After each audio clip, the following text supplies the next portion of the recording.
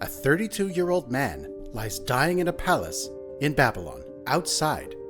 An empire stretching from Greece to India holds its breath. His generals crowd around his bed, desperate for an answer to one question.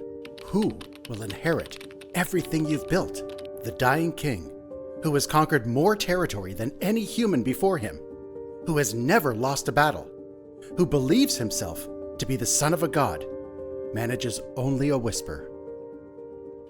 To the strongest. Within 20 years, his empire would be torn apart by civil war. His body would be stolen and lost to history. But his name would echo for millennia to come. This is the story of Alexander the Great. But not the one you learned in school. This is the story of how a brilliant young king conquered the known world, only to discover that the one enemy he couldn't defeat was himself.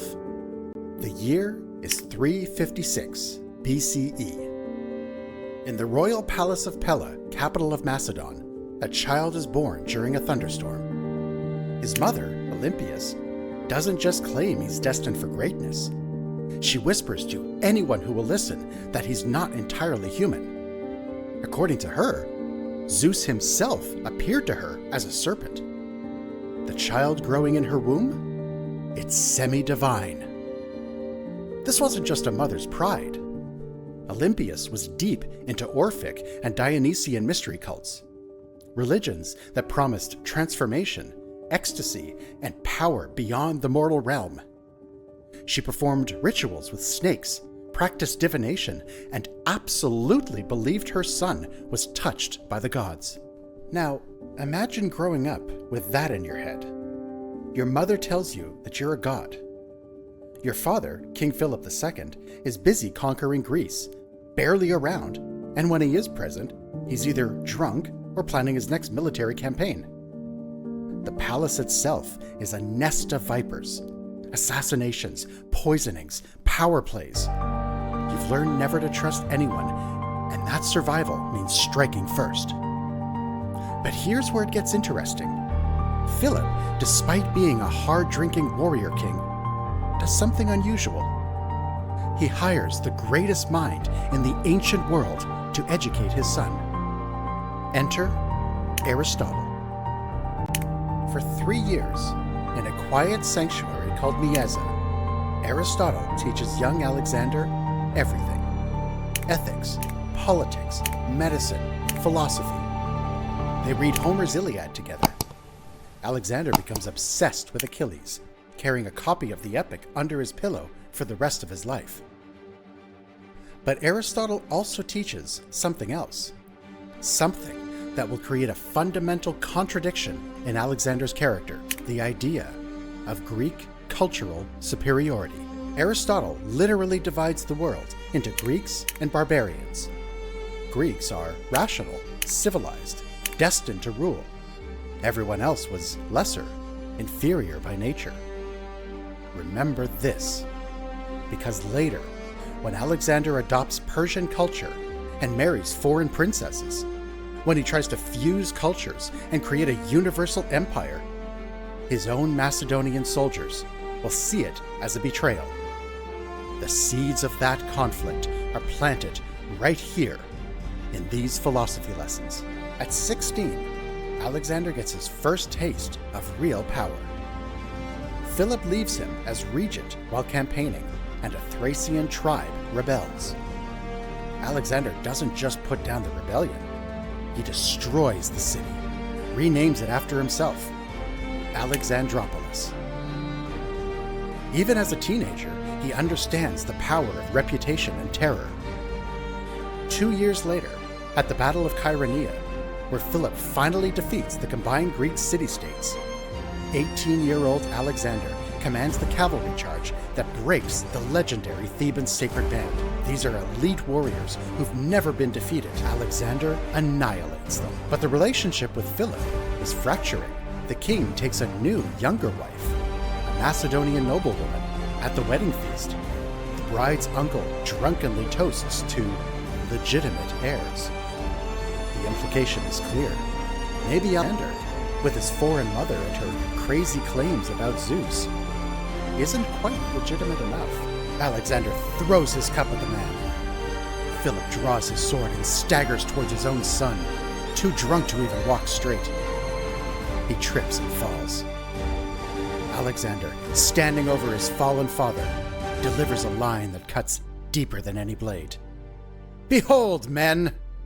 Here is the man preparing to cross from Europe into Asia, and he cannot even cross from one couch to another!" Alexander and Olympias fled into exile, while the kingdom stood on the brink of civil war. But then, in 336 BCE, everything changes in a heartbeat. Philip is at a theater in Aegi celebrating a wedding. His bodyguard, a man named Pausanias, approaches. Pausanias has a dagger. He strikes fast. Philip bleeds out on the theater floor, and before anyone can process what's happened, 20-year-old Alexander is king. Here's what most histories gloss over. Olympias was suspiciously ready. Within days, Philip's new wife and her infant child are murdered. Convenient, isn't it? Other potential rivals to the throne start dying or disappearing. There's no smoking gun proving Olympias orchestrated Philip's assassination, but the circumstantial evidence is damning. She had motive, means, and she certainly capitalized on the chaos. Alexander inherits a kingdom in turmoil. The Greek city-states, hearing that Philip is dead, immediately revolt, think this 20-year-old boy will be easy to manipulate or overthrow. They're about to learn a terrible lesson. Alexander moves with terrifying speed. He marches south with his army so fast that Thebes doesn't have time to prepare. The city had revolted, killed the Macedonian garrison, and declared independence. They expect negotiations, maybe a fine, maybe a symbolic punishment. Instead, Alexander offers them one chance to surrender, and they refuse. What happens next is calculated brutality. Alexander takes the city in a single day. Then he makes an example that will echo for generations. 6,000 Thebans are slaughtered. The entire population, 30,000 people, is sold into slavery. The city, one of the most ancient and prestigious in Greece, is razed to the ground. Only the temples and the house of a poet are spared. This isn't madness or rage.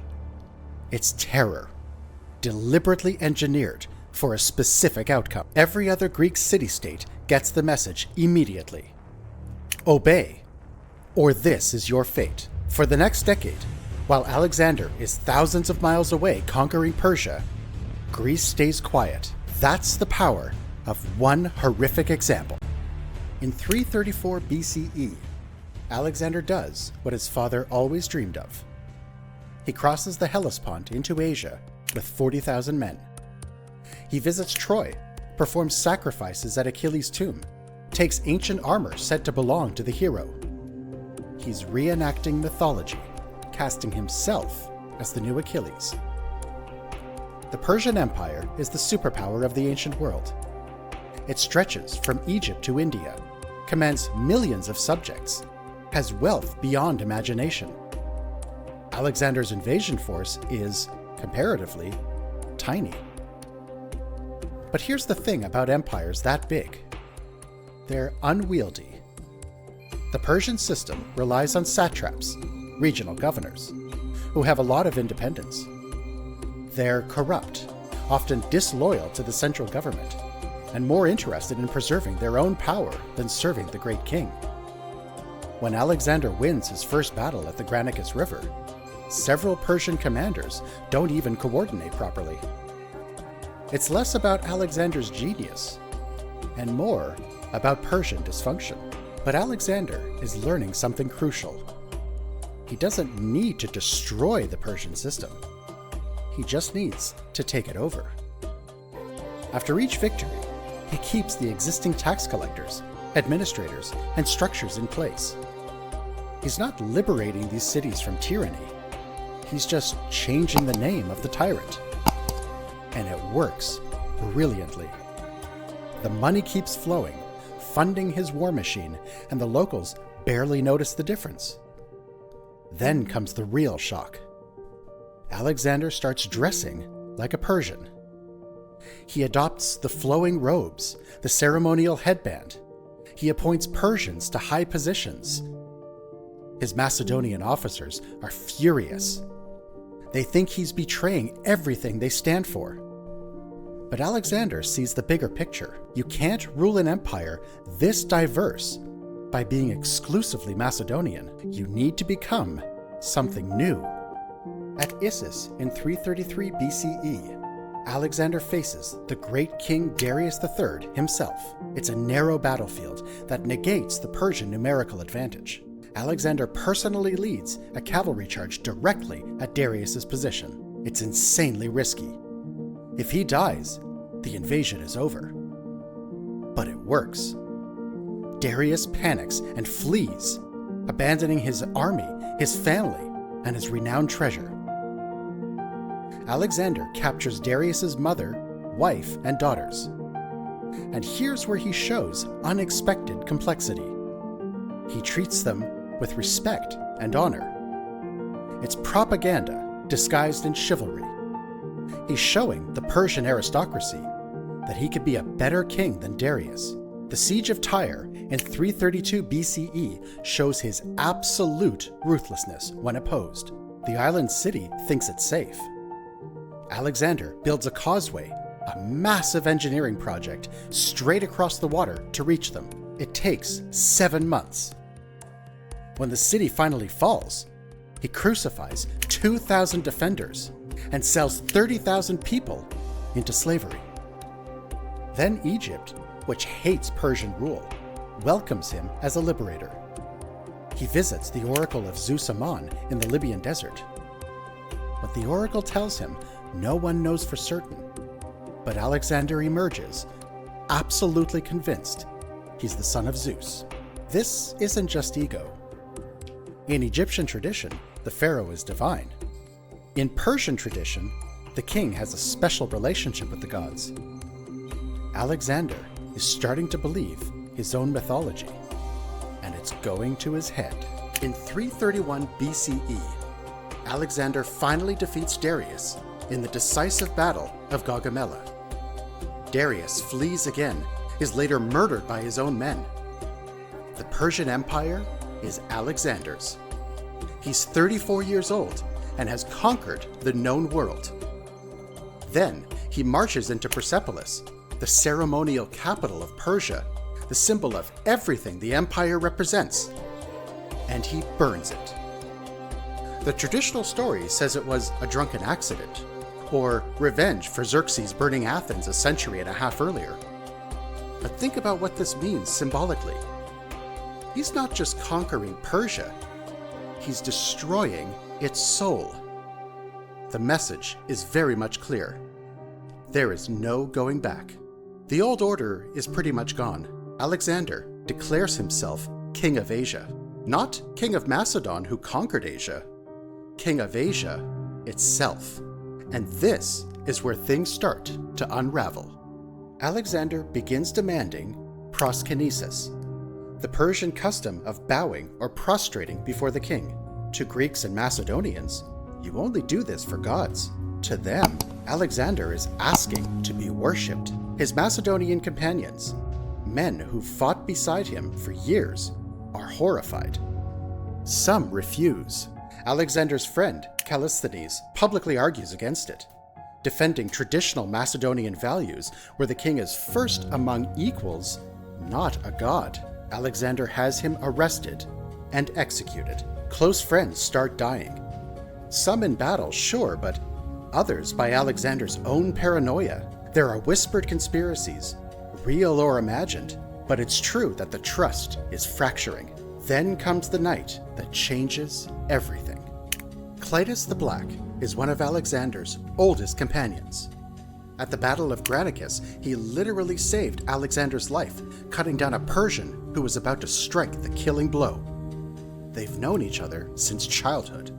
It's 328 BCE. They're at a drunken feast in Samarkand. Alexander is holding forth about his divine ancestry, his achievements, comparing himself favorably to his father Philip. Clitus, deep in his cups, has had enough of this God King nonsense. He starts mocking Alexander, brings up Philip's accomplishments, suggests Alexander owes everything to the men who fought for him, not to Zeus.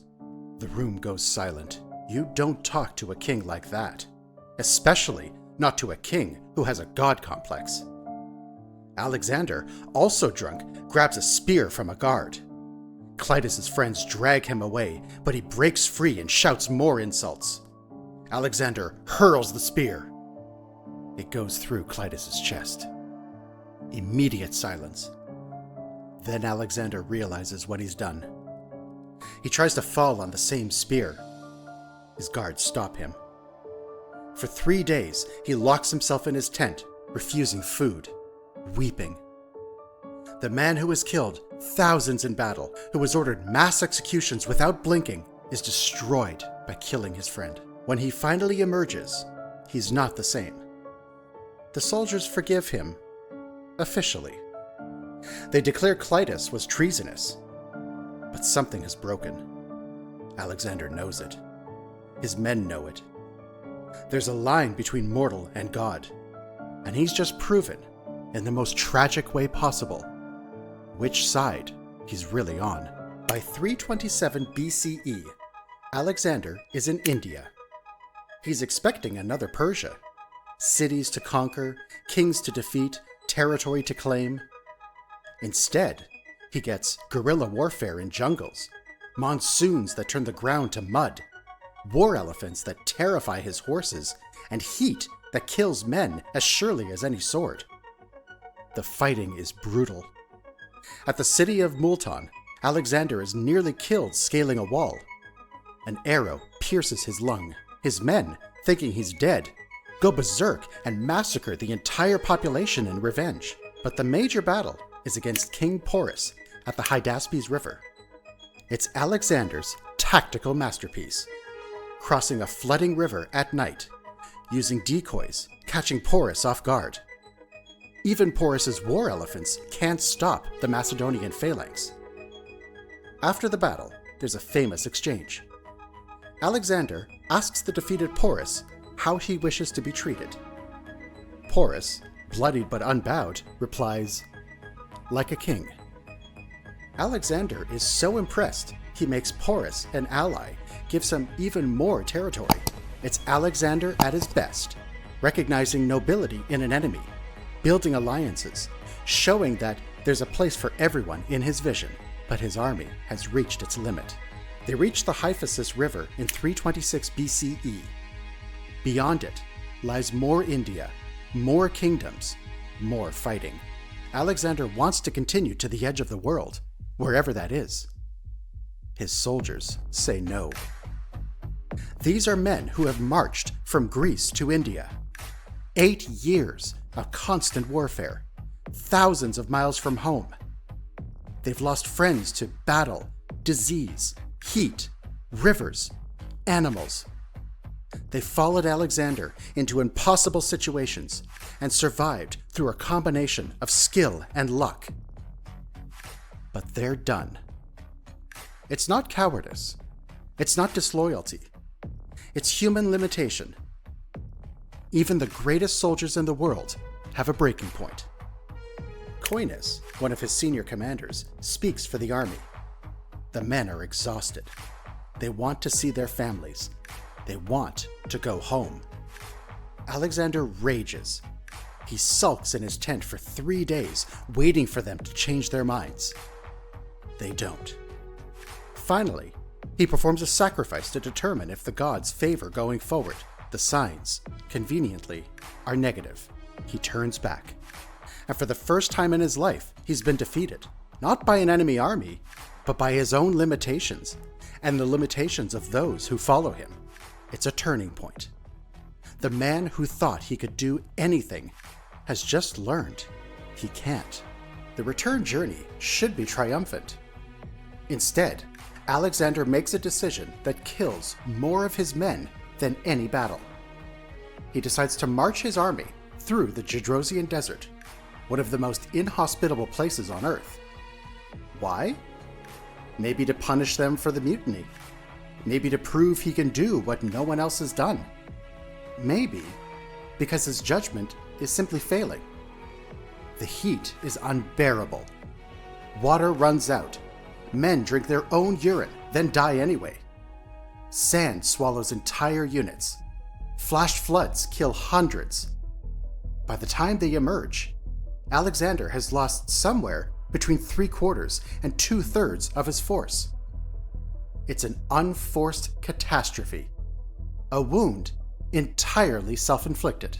Back in Persia, Alexander tries to implement his grand vision: mass marriages between Macedonians and Persians, integrating Persian soldiers into Macedonian units, creating a fusion empire where East and West become one. His Macedonian troops hate it. There's almost another mutiny at Opus. Alexander has to execute the ringleaders and shame the rest into compliance. He's drinking more, isolating himself, becoming paranoid about conspiracies. His closest companion, Hephaestion, dies, possibly of disease, possibly of poison. Alexander is inconsolable. He orders elaborate funeral ceremonies that bankrupt cities. Some say he crucified the doctor who failed to save Hephaestion. The death toll of people close to Alexander keeps rising. Purges, executions, accidents. The atmosphere is toxic with fear and suspicion. In June 323 BCE, Alexander falls ill at a feast in Babylon. A fever takes hold. For 11 days, it consumes him. He can't speak, can barely move. His soldiers file past his bed, thousands of them, to see their king one last time. The generals ask the question: who will succeed you? You have no legitimate heir. Who gets this vast empire? Alexander's answer, if he even said it, is either the ultimate wisdom or the ultimate curse. To the strongest. He dies on June 10 or 11, 323 BCE. He's 32 years old. He's conquered more territory than any human before him. He's never lost a battle. And he's destroyed himself from within. To the strongest is not a succession plan. It's a death sentence for the empire. Immediately, Alexander's generals, the Diadochi, begin maneuvering. Perdiccas claims to be regent. Ptolemy seizes Egypt. Seleucus takes Babylon. Antigonus wants it all. Cassander controls Macedon. Alexander's wife, Roxana, is pregnant. She gives birth to a son, Alexander IV. He and Alexander's mentally disabled half-brother, Philip III, are declared joint kings with regents to actually rule. It's a fiction that everybody sees through. Within 2 years, open warfare breaks out. The Wars of Succession will last 40 years. By the end, every single member of Alexander's family is dead, murdered. His mother Olympias is stoned to death. His wives and children are assassinated. His bloodline is completely extinguished. The empire fractures into multiple kingdoms: the Ptolemaic kingdom in Egypt, the Seleucid Empire in Persia, the Antigonid dynasty in Macedon. They'll fight each other for generations until Rome comes and swallows them all. Alexander's body itself becomes a prize. Ptolemy steals it on the way back to Macedon, brings it to Egypt. It's displayed in Alexandria for centuries. Julius Caesar visits it, as does Augustus. Then, sometime around the 4th century CE, it disappears. Riots, religious changes, tomb robbers, nobody knows. The man who conquered the world doesn't even have a known grave. But here's the paradox that defines Alexander. His empire died almost immediately, but his legend became immortal. For 2,000 years, conquerors have idolized him. Julius Caesar wept at his statue, ashamed he'd accomplished less at the same age. Napoleon carried a biography of Alexander on campaign. The Mughal emperors claimed descent from him. Medieval romances made him a Christian knight. Islamic tradition made him a prophet. His name persists in a way his empire never could. What do you think? Was Alexander a visionary tragically ahead of his time? Or a cautionary tale about unchecked ambition? Let me know in the comments below. And if you want to hear more stories about history's most fascinating figures, the real stories, not the sanitized versions, hit that subscribe button.